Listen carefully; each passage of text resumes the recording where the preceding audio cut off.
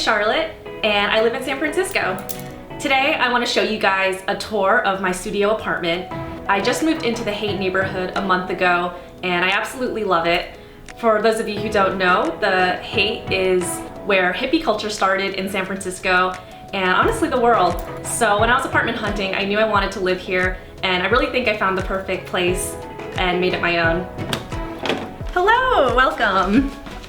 Come on in. Starting off the tour, this is the view when you walk through the door.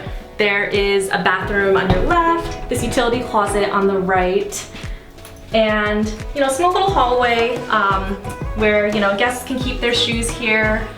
And in terms of the decorations, I kept it pretty simple since I really wanted the magic to happen inside the studio. So just have like this wall painting that I inherited from my old roommate and some fun knickknacks here that fill up this space that just kind of came with the apartment.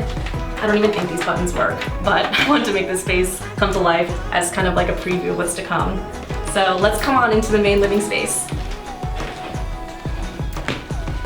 This whole apartment is 480 square feet. I actually got down on my knees and measured it with a tape measure. Also, I live alone. In terms of the theme of what I was going for with decorating, I think I wanted to keep things pretty minimalist, adding hippie, kind of bohemian decor, and I love elements of nature. And also wanted to add like an Asian twist because of my background. So you're gonna kind of see those themes throughout the apartment. So let's start off with the bedroom here, starting with the obvious, the bed. I don't know if you can tell, but this actually isn't a proper bed frame. I just kind of have this like raised platform that I stuck a queen size mattress over. And the reason for that is because I liked having more of a high rise to the bed to store things underneath. This was one of the hacks that I learned over the years to save storage in a place. I've actually lived in New York City and San Francisco over the past 10 years. My first apartment in New York City was 90 square feet. So I really had to learn ways to save space. And even though this apartment is like 5 times the size of my first apartment, I'm still using those techniques and keeping with those minimalist principles. And so in terms of decorating this space, I just wanted to keep it super cozy and comfy in a place that I would feel good about, like lying down and like taking a rest at night. So with that, I have tons of throw pillows here to make it nice and cozy, this really soft white rug. Also just wanted to keep it like really peaceful and calming. So I have this beautiful big tapestry over the bed. I love the colors and the mountainscape, and I think tapestries are just a great way to cover a large piece of the wall without having to deal with like smaller decorations and wall hangings, and have a dream catcher also over the bed to catch my bad dreams at night. I also have 2 bedside tables on the right and the left of the bed. It's kind of hard to see the left one, but these 2 bedside tables don't match. I did that on purpose because I don't like things to be too matchy-matchy. This one on the right here, Joe and I actually found this as well as its twin on the streets for free in San Francisco. So I took one of them, Joe took the other. It's kind of funny, it never occurred to us to have them together. It's kind of like separating twins at birth. So this is the wall opposite of that tapestry wall. So basically the view from my bed. Front and center here is this Chinese scroll that I got off of eBay. It reminds me of home. My parents have scrolls all over their house, and it just reminds me of the place that I grew up. And I'm not gonna lie, I can't read it. I took 10 years of Chinese school and I can't read it, but my parents translated it for me, and there's nothing contentious on it. I have this cute little 3-tiered stand with just a bunch of knickknacks that are more decorative versus having any kind of purpose. Just different crystals, this like DSLR camera that I don't use anymore, photos, fake plants, just to kind of brighten up this space. Of course, I have my baby guitar, which I love. Eventually, I'm actually planning on converting this wall into my music corner. So I have an electric piano coming through the mail, and I just want this whole space to kind of be like my place where I can do my music. As you can see here, I keep the door to my walk-in closet open, and I did that on purpose because I wanted this closet to feel like an extension of this main living space. It's a pretty big closet, and I think it's natural for a closet to be like an extension of the bedroom. Inside the closet, I kept things pretty minimal and organized. That was on purpose, even though there's a ton of storage space in there. I really just wanted to keep things that I'd be looking for every day. So my clothing, shoes, books even, and everything else just gets stuffed into the utility closet in the hallway. So now we are in my living room, a full 3 feet away from my bedroom. I knew I wanted to keep it kind of consistent with the bedroom, so warm tones like pinks, oranges. I don't have any kind of barrier between my living space and bedroom. I know some people with studios choose to have like a bookshelf or even a curtain, but I chose not to because I think the openness just makes this room seem bigger. And sometimes I feel like barriers can make, a place seem smaller. I think there is a clear barrier with this couch here between the bedroom and the living room, and also the rugs. Separating out the spaces with these large rugs helps as like a visual divide as well. I knew I wanted a statement rug with tons of bright colors, and I love how this rug has these kind of like geometric shapes to make this rainbow pattern a little bit more orderly, kind of how my brain works. And to contrast the colorful rug, I have this more neutral gray couch here. And next to this couch is this small coffee table. I love the wooden finish of it, and I keep it pretty empty, don't really have like coffee table books or anything. Just this little plant here, because when guests come over, we usually fill it up with our drinks or phones, so I tried to keep that open. Underneath the coffee table are these seat cushions that are actually like additional floor seating pillows. So when guests come over, we just have a little bit more space to hang out. I have a bunch of different wall hangings, these moon phase mirrors, which is nice because it just adds a little bit more of like an open feel to the room. And I really like how all the wall hangings ended up matching. That was kind of unintentional, but they all kind of have this unfinished wooden tone to it, which also kind of balances out the colorful rug. As much as I feel like the living space is a separate room from the bedroom, it is still one continuous wall. So having the contrast between a bunch of different smaller wall hangings here in the living room with a bigger tapestry in the bedroom, I think helps visually divide the space as well. Say hi to Joe, you can see him in the mirrors, and big shout out to him for helping me capture this footage. I feel like I have a love-hate relationship with this lamp. I feel like every person in their 20s has this lamp on Amazon, but I like it because I can fit a bunch of my knickknacks and plants here. My favorite thing on this lamp is this little guy.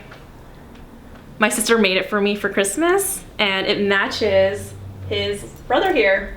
And this is my TV and TV stand. The TV stand itself is actually an end table that I converted into a TV stand. And the reason for that is because I like a higher view for my TV.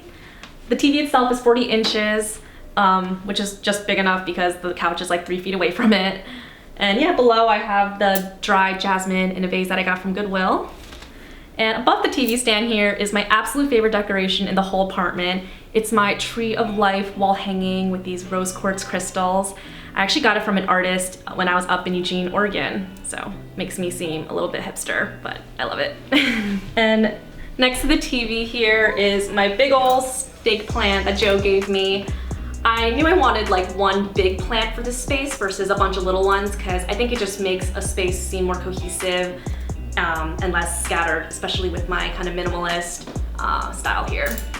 So that's it for the living room. Let's rotate on over to the dining room / kitchen area.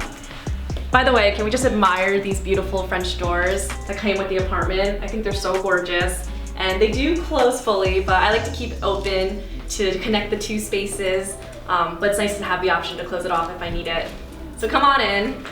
So this is the dining room / my home office combo. And with working from home during COVID, I'm probably spending the most amount of time in this room.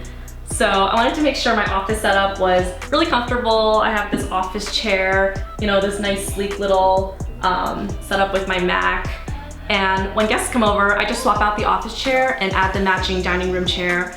And we can just sit around and have a merry old time. In terms of decoration for the dining room, I chose cooler tones for this space to kind of contrast the warmer tones in the living space. So this blue rug, blue seat cushions that also match the floor pillows underneath the coffee table. I just had some extra and used them as both. And for the wall decorations here, I wanted to choose things that almost mirrored like what you'd find in an office. So I have my calendar, my family photos, wall clock, and this world map here as well, which I know is a little cheesy, but I've always wanted a scratch off map, and I just finally pulled the plug when I moved in here. Also, this rainbow giraffe wall hanging, just a shameless plug. I painted it myself. It was like one of those paint by numbers kits that everyone was doing during quarantine, so had a little help there. Okay, let's move on to the kitchen. So first things first, this adorable French door cabinet is front and center. I have my like not so fancy glasses there and this countertop, which actually fits a bunch of these decorations. And this is also my Zoom background for all my work calls, so I really tried to make this place look nice so that my colleagues think that I'm an adult. So I have, you know, crystals, plants. This cherry blossom here is actually my favorite plant in the whole entire apartment, but it's fake, so I know it's gonna survive. And this little tea kettle from Goodwill. Yeah, just a few things to brighten up the space here. So when I first moved into this apartment, I'm not gonna lie, this kitchen was probably one of my least favorite rooms. Everything was just white and cold and kind of sterile, and I just really hate sterile things. I probably shouldn't say that during a pandemic. So I really made an effort to brighten up this space with just colors and just making it feel less cold. I have this like red Moroccan rug layered with this blue kitchen mat just to cover up this cold tile floor. On the countertops as well, I just have a bunch of items that, you know, some decorative, but some I use every day, like the knives, the utensils, of course my coffee equipment. I really love these mason jars. I actually wrote out these signs myself and have like the Chinese translation on the corner there. I tried to add like fun bilingual things around the apartment where I could. And over here on this wall, to be honest, I think there's a lot of potential for this wall. Right now I just have this wooden surfboard that Joe gave me, but there's a lot of space and I do want to do something with it. Originally I was thinking of adding like a plate collage, you know, that you might see on Pinterest, but I was literally standing in line at Goodwill with like a stack of plates with roosters on it, and I was like, no, you need to dial it back. Don't do this. So I'm gonna think of something else, some more to come on this wall here. When I first moved here, I had no idea where to put this microwave. It just didn't fit the countertops. It was kind of big and bulky. And Joe actually came up with the idea of putting it up on the refrigerator here, which I thought was genius because it saves space. And you know, I don't use it that often, so I don't really mind reaching when I need to. Well, I hope you guys enjoyed the tour. Thanks so much for stopping by. And if you have any questions, just message me directly. I love hearing from you guys all the time. And of course, check out my blog if you want to read about more stories about how this all came together. I know I had a lot of fun decorating and making this place my own. Thanks, and see you guys.